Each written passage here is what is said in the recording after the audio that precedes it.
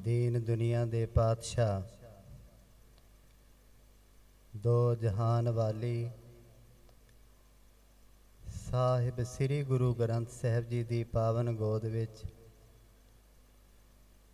जुड़ बैठे गुरु प्यारिओ, प्यार सहित गुरफतेह सांझी करदे आखिए जी वाहिगुरु जी का खालसा, वाहिगुरु जी की फतेह।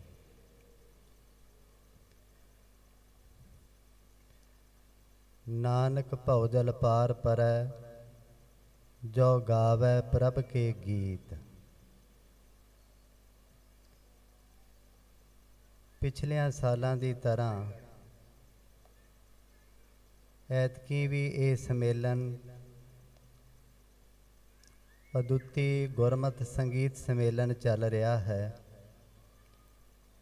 जिस विच बहुत सारिया शख्सियतां हाज़री भर के चलियां गईयां पिछले दिनां अते अज भी, अते बहुत सारिया शख्सियतां हाज़री भर रही ने। बड़े सन्मानयोग सिंह साहिब ज्ञानी रणजीत सिंह जी, तख्त श्री हरमंदर जी पटना साहिब, जिन्हां ने बड़े प्यार भरे बचना द्वारा प्यार विच अते गुरमत अनुकूल प्यार भरे शब्दां अज दे संबंध विच बहुत कुछ कहना कीता।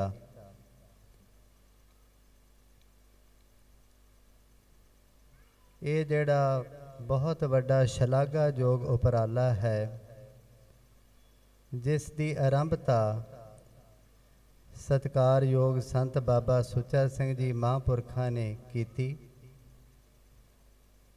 ते उसे विरसे नूं संभाल रहे संत ज्ञानी अमीर सिंह जी, जिहड़े बड़े ही सुचज्जे ढंग नाल उहदी संभाल कर रहे ने। ये किन्ना वड्डा उपराला है गुरमत संगीत नूं संभालना। किवें किवें संत बाबा सुच्चा सिंह जी ने इहदी आरंभता कीती, किन्नी घालना करनी पई, किन्ने संगीतकारां नाल मिलाप बनाया, फिर उन्होंने बुलाउणा कीता। सतगुरां ने जिवें सेवा लैनी सी उवें ख्याल आए, फिर उन्होंने साकार रूप देना कीता। बहुत ही निगर सेवा है। दास ने एक बार अगे भी इस अस्थान ते एक अर्ज कीती सी कि किसी महापुरख के हिस्से कार सेवा की आरंभता आई, समय नाल दिन ब दिन प्रफुल्लित होंदी गई। किसी महापुरख के हिस्से श्री गुरु ग्रंथ साहिब महाराज जी अते दसम पातशाह की बाणी नाल भाई साहिब भाई गुरदास जी, भाई नंद लाल जी नाल होर धार्मिक ग्रंथ पढ़न अते पढ़ाउण की सेवा किसी महापुरख के हिस्से आई। उन्हां वो निभाउणा कीती, समय नाल वो प्रफुल्लित होंदी गई।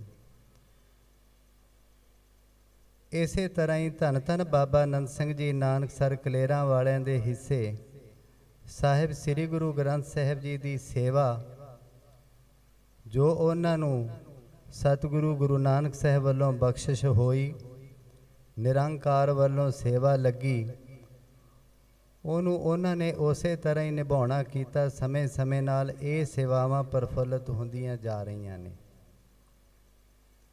सो उस तरह ही संत बाबा सुच्चा सिंह जी ने गुरमत संगीत नूं जो संभालना कीता, ये सेवा संत बाबा सुच्चा सिंह जी दे हिस्से ही आई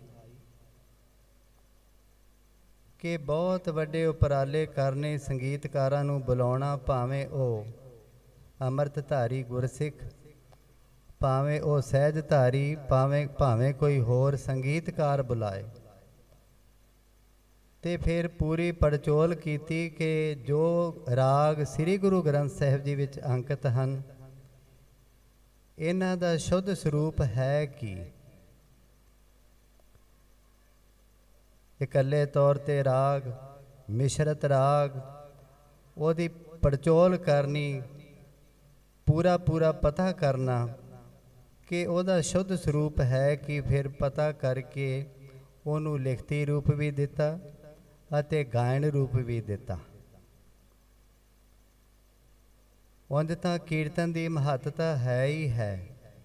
ਗੁਰਬਾਣੀ ਕਿਤਨੀ ਥਾਵਾਂ ਤੇ ਤਾਕੀਦ ਕਰਦੀ ਹੈ, ਕੀਰਤ ਪ੍ਰਭ ਕੀ ਗਾਓ ਮੇਰੀ ਰਸਨਾ। ਐ ਜੀਬਾ ਤੂੰ ਪਰਮਾਤਮਾ ਦੇ ਗੁਣਾਂ ਦਾ ਗਾਇਨ ਕਰ। ਨਾਲ ਇਹ ਸੰਗੀਤ ਦੇ ਨਾਲ ਸ਼ਬਦ ਨੂੰ ਜੋੜ ਕੇ ਗਾਇਨ ਕਰਨਾ, ਇਹ ਬਹੁਤ ਵੱਡੀ ਭਗਤੀ ਹੈ। ਬਹੁਤ ਵੱਡੀ ਭਗਤੀ ਹੋਣ ਕਰਕੇ ਹੀ ਸਤਿਗੁਰੂ ਗੁਰੂ ਨਾਨਕ ਸਾਹਿਬ ਨੇ ਬਖਸ਼ਿਸ਼ ਕੀਤੀ, ਜਿਹੜਾ ਉਸ ਵੇਲੇ ਦੇ ਧਾਰਮਿਕ ਲੋਕਾਂ ਨੂੰ ਕਈ ਪੱਖਾਂ ਤੋਂ ਭੁਲੇਖਾ ਸੀ ਕਿ ਇਹਦੇ ਨਾਲ ਚੰਚਲਤਾਈ ਬਣਦੀ ਹੈ, ਉਹ ਭੁਲੇਖੇ ਦੂਰ ਕੀਤੇ। ਸਗੋਂ ਇਹ ਬਖਸ਼ਿਸ਼ ਕੀਤੀ, ਇਹ ਸਮੱਤ ਦਿੱਤੀ ਗੁਰੂ ਨਾਨਕ ਸਾਹਿਬ ਨੇ ਕਿ ਸੰਗੀਤ ਨਾਲ ਰੱਬੀ ਸਿਫਤ ਸਲਾਹ ਜੋੜ ਕੇ ਜਦੋਂ ਕੀਤੀ ਜਾਏਗੀ, ਭਾਵ ਕੀਰਤਨ ਕੀਤਾ ਜਾਏਗਾ, ਇਹਦਾ ਕਈ ਗੁਣਾ ਵਧੇਕ ਅਸਰ ਮਨੁੱਖ ਦੇ ਮਨ 'ਤੇ ਹੁੰਦਾ ਹੈ। ਹੁਣ ਵੀ ਆਪਾਂ ਤੱਕਦੇ ਹਾਂ, ਆਉਣ ਸਮੇਂ ਵੀ ਰਾਗ ਦੇ ਵਿੱਚ ਸ਼ਬਦ ਗਾਇਨ ਕੀਤਾ ਜਾ ਰਿਹਾ ਸੀ, ਕਿੰਨਾ ਟਿਕਾਓ ਜਦੋਂ ਸਾਜ਼ ਸੁਰ ਕਰਕੇ ਵੱਜ ਰਹੇ ਹੋਣ, ਨਾਲ ਗੁਰਬਾਣੀ ਗਾਇਨ ਕਰਨ ਵਾਲੇ ਗੁਰਮੁਖ ਪਿਆਰੇ ਸੁਰ ਤਾਲ ਦੇ ਵਿੱਚ ਗਾਇਨ ਕਰ ਰਹੇ ਹੋਣ, ਤੇ ਕਿੰਨਾ ਟਿਕਾ ਆਉਂਦਾ ਹੈ। ਇਉਂ ਲੱਗਦਾ ਹੈ ਕਿਸੇ ਹੋਰ ਦੁਨੀਆ ਵਿੱਚ ਹੀ ਅਸੀਂ ਅੱਪੜ ਗਏ ਹਾਂ, ਕਿਸੇ ਹੋਰ ਜਗ੍ਹਾ 'ਤੇ ਹੀ ਬੈਠੇ ਹੋਏ ਹਾਂ। ਇਹ ਆਮ ਦੁਨੀਆ ਨਹੀਂ ਹੈ।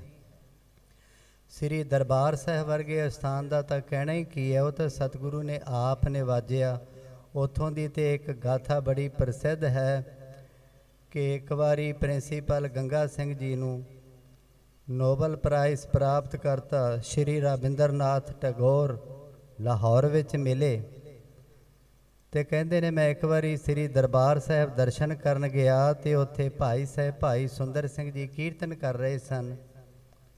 ਕਹਿੰਦੇ ਨੇ ਮੇਰਾ ਜੀ ਕੀਤਾ ਕਿ ਇਹਨਾਂ ਨੂੰ ਚੋਰੀ ਕਰਕੇ ਹੀ ਲੈ ਜਾ। ਪਹਿਲਾਂ ਤਾਂ ਨਾਂ ਨਹੀਂ ਸੀ ਲਿਆ, ਇੰਨਾ ਹੀ ਕਿਹਾ ਸੀ ਕਿ ਸ੍ਰੀ ਦਰਬਾਰ ਸਾਹਿਬ ਗਿਆ ਤੇ ਮੇਰਾ ਮਨ ਬਦਲ ਗਿਆ, ਮੈਂ ਉੱਥੇ ਚੋਰੀ ਕਰ ਲਵਾਂ। ਪ੍ਰਿੰਸੀਪਲ ਸਾਹਿਬ ਆਖਦੇ ਨੇ ਕਿ ਤੁਸੀਂ ਇੰਨੇ ਮਹਾਨ ਵਿਅਕਤੀ, ਚੋਰੀ ਕਰਨ ਵਾਲਾ ਕੁਕਰਮ, ਇਹ ਪਾਪ ਤੁਸੀਂ ਕਰਨਾ ਚਾਹਿਆ, ਤੁਹਾਡਾ ਮਨ ਬਦਲ ਗਿਆ। ਉਹਨਾਂ ਆਖਿਆ ਉਹ ਇੱਕ ਤਾਂ ਬਹੁਤ ਪਵਿੱਤਰ ਜਗ੍ਹਾ, ਬੜੀ ਰਮਣੀਕ ਜਗ੍ਹਾ, ਫਿਰ ਭਾਈ ਸਾਹਿਬ ਭਾਈ ਸੁੰਦਰ ਸਿੰਘ ਜੀ ਕੀਰਤਨ ਕਰ ਰਹੇ ਸਨ। ਮੇਰੇ ਮਨ 'ਤੇ ਇੰਨਾ ਡੂੰਘਾ ਪ੍ਰਭਾਵ ਪਿਆ ਕਿ ਇਹਨਾਂ ਨੂੰ ਹੀ ਇੱਥੋਂ ਚੁੱਕ ਕੇ ਲੈ ਜਾ। ਇਹ ਗੁਰਮਤਿ ਸੰਗੀਤ ਜਿਹੜਾ ਇਲਾਹੀ ਬਾਣੀ ਦਾ ਗਾਇਨ ਸੰਗੀਤ ਨਾਲ, ਸੁਰ ਨਾਲ, ਤਾਲ ਨਾਲ ਮਿਲਾ ਕੇ ਕਰਨਾ, ਇਹਦਾ ਕਿੰਨਾ ਗਹਿਰਾ ਪ੍ਰਭਾਵ ਮਨ 'ਤੇ ਪੈਂਦਾ ਹੈ। ਵੱਡੇ ਤੋਂ ਵੱਡੇ ਮਹਾਂਪੁਰਖ ਜਿਨ੍ਹਾਂ ਨੇ ਅਵਸਥਾ ਪ੍ਰਾਪਤ ਕੀਤੀ, ਉਹਨਾਂ ਨੇ ਵੀ ਇਸ ਜੋ ਗੁਰਬਾਣੀ ਦੇ ਗਾਇਨ ਦੀ ਸਹਾਇਤਾ ਪ੍ਰਾਪਤ ਕੀਤੀ, ਆਨੰਦ ਮਾਣਿਆ, ਅਵਸਥਾ ਨੂੰ ਉੱਚਿਆਂ ਪ੍ਰਾਪਤ ਕਰਕੇ ਇਹ ਹੈਲਪ ਪ੍ਰਾਪਤ ਕੀਤੀ। ਅਗਰ ਕੋਈ ਇਸ ਤਰ੍ਹਾਂ ਦੀ ਅਵਸਥਾ ਨੂੰ ਪ੍ਰਾਪਤ ਕਰਨ ਵਾਲਾ ਆਇਆ ਤੇ ਉਹਨੂੰ ਵੀ ਇਹ ਸੁਝਾਅ ਦਿੱਤਾ ਮਹਾਂਪੁਰਖਾਂ ਨੇ ਕਿ ਐ ਭਾਈ, ਜਿੱਥੇ ਤੂੰ ਬਾਣੀ ਪੜ੍ਹਦਾ ਹੈ, ਜਿੱਥੇ ਸਿਮਰਨ ਕਰਦਾ ਹੈ, ਨਾਲ ਇੱਕ ਸੁਕਰਮ ਇਹ ਵੀ ਕਰਿਆ ਕਰ, ਜਾਂ ਤਾਂ ਸ਼ਬਦ ਗਾਇਨ ਭਾਵ ਕੀਰਤਨ ਆਪ ਕਰ ਲਿਆ ਕਰ, ਨਹੀਂ ਤਾਂ ਜਿੱਥੇ ਕੀਰਤਨ ਹੋ ਰਿਹਾ ਹੋਵੇ ਉਹਨੂੰ ਪਿਆਰ ਸਹਿਤ ਜਗਿਆਸਾ ਭਾਵਨਾ ਰੱਖ ਕੇ ਸਰਵਣ ਕਰ ਲਿਆ ਕਰ। ਇਹਦੀ ਬੜੀ ਵੱਡੀ ਸਹਾਇਤਾ ਮਿਲਦੀ ਹੈ ਅਵਸਥਾ ਨੂੰ ਉੱਚਿਆਂ ਕਰਨ ਵਾਸਤੇ। ਸੋ ਜਿਤਨੇ ਵੀ ਆਪ ਬੈਠੇ ਹੋ, ਆਪ ਵਡਭਾਗੀ ਹੋ। ਅਤਿਅੰਤ ਸਤਿਕਾਰਯੋਗ ਸੰਤ ਬਾਬਾ ਅਮੀਰ ਸਿੰਘ ਜੀ, ਜਿਨ੍ਹਾਂ ਨੇ ਨਿੱਗਰ ਵਿਰਸੇ ਨੂੰ ਸੰਭਾਲਣਾ ਕੀਤਾ, ਜਿਹੜੇ ਥੋੜ੍ਹੀ ਵੀ ਕੋਈ ਇਹੋ ਜਿਹੀ ਘਾਲਣਾ ਕਰਦੇ ਨੇ, ਉਹਨਾਂ ਨੂੰ ਪਤਾ ਹੁੰਦਾ ਹੈ ਕਿ ਇਹ ਕਿੱਡਾ ਵੱਡਾ ਕਰਮ ਹੈ, ਇਹ ਕਿੰਨਾ ਵੱਡਾ ਇਹ ਵਿਰਸਾ ਸੰਭਾਲਣ ਵਾਲਾ ਉਦਮ ਹੈ। ਬਾਕੀ ਇਹ ਹੈ ਕਿ ਇਕੱਲਾ ਹੀ ਇਹ ਨਹੀਂ, ਗੁਰਮਤਿ ਸਮਾਗਮਾਂ ਵਿੱਚ ਜਿੱਥੇ ਕਥਾ ਵਿਚਾਰ ਜਾਂ ਜਥਾ ਲੈ ਕੇ ਕੀਰਤਨ ਕਥਾ ਵਾਸਤੇ ਜਾਣਾ, ਉਹ ਵੀ ਸਮਾਗਮ ਚੱਲਦੇ ਹੀ ਰਹਿੰਦੇ ਨੇ। ਤੇ ਆ ਜਿਹੜਾ ਸਾਲਾਨਾ ਸਮਾਗਮ ਜਾਂ ਵਿੱਚ ਦੀ ਕਿਸੇ ਸਮੇਂ ਕੁਝ ਦਿਨਾਂ ਸਮਾਗਮ ਰੱਖਦੇ ਨੇ, ਇਹ ਭਾਵ ਕਿ ਲੜੀ ਜੁੜੀ ਰਹੇ, ਕੋਈ ਨਾ ਕੋਈ ਹੋਰ ਵਾਧਾ ਹੋਵੇ, ਕੋਈ ਹੋਰ ਖੋਜ ਪ੍ਰਾਪਤ ਹੋਵੇ।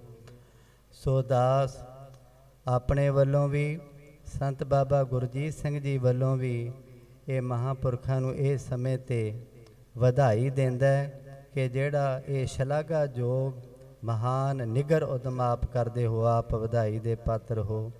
ਦਾਸ ਇੰਨੇ ਕੁ ਸ਼ਬਦ ਕਹਿੰਦਿਆਂ ਹੋਇਆਂ ਭੁੱਲਾਂ ਚੁੱਕਾਂ ਦੀ ਖਿਮਾ ਮੰਗਦਾ। ਬੁਲਾਓ ਫਤਿਹ ਤੇ ਆਖੋ ਜੀ ਵਾਹਿਗੁਰੂ ਜੀ ਕਾ ਖਾਲਸਾ, ਵਾਹਿਗੁਰੂ ਜੀ ਕੀ ਫਤਿਹ।